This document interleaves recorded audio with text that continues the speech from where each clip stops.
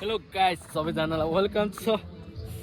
अनि आज चाहिँ हामी कहाँबाट हाम्रो मामा उहाँ चाहिँ हाम्रो मामा हुनुहुन्छ। मामा हाई भनिदिनु त।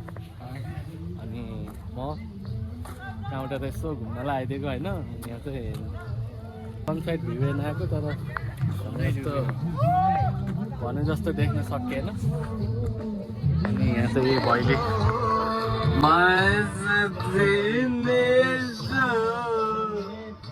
रमाइलो भइरहेको छ। पिकनिक रहेछ।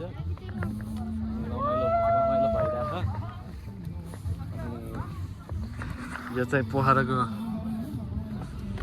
दृश्य पोखराको दृश्य चाहिँ हामी देख्न सक्छौँ। अनि एकदम रमाइलो रहेछ। आज चाहिँ जस शनिबार पनि भयो। शनिबार पनि अनि सबैजना पिकनिक आउनु भएको अवस्था छ। अनि रमाइलो छ यार है मामा। कस्तो फिल भइरहेको मामा यता आउनु? कस्तो फिल भइरहेको हजुरलाई?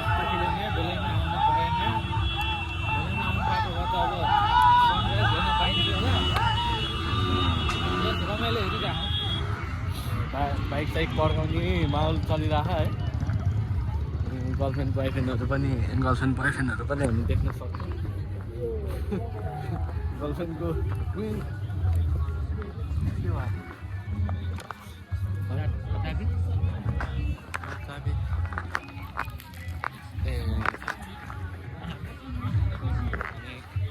धन्न मैले त तापी हरा भनेको यार गाई चाहिँ।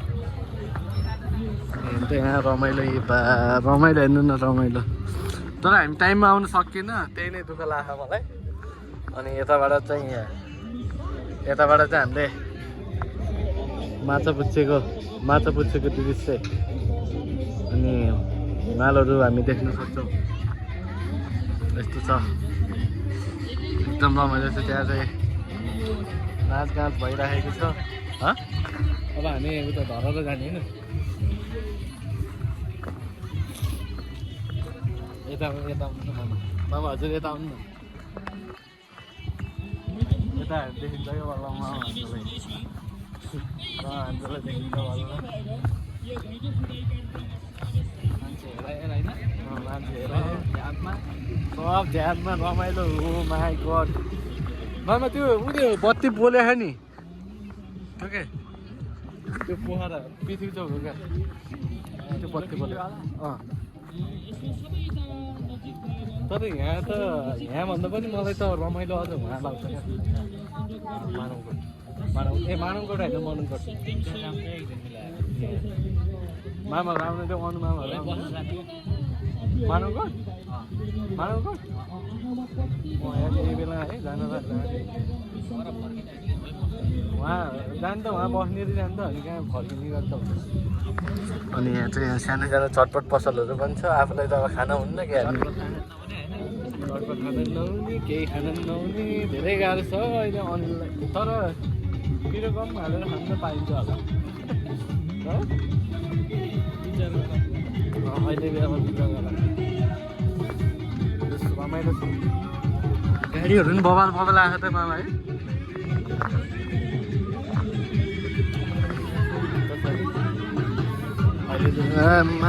मलाई पनि नाच्न मन लाग्यो गाई चाहिँ।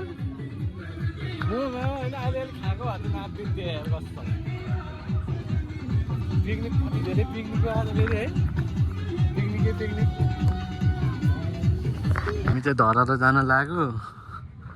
धरालो बन्द छ क्या सायद मलाई जहाँसम्म लाग्छ। धरालो हो क्या गाउँ डाँडाको धरालो।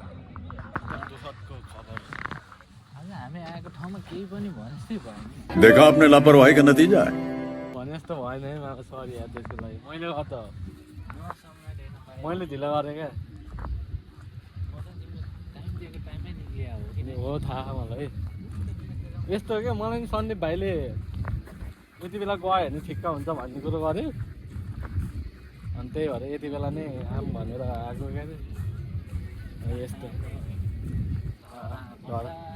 ल गाइस ब्लग चाहिँ यति नै भयो।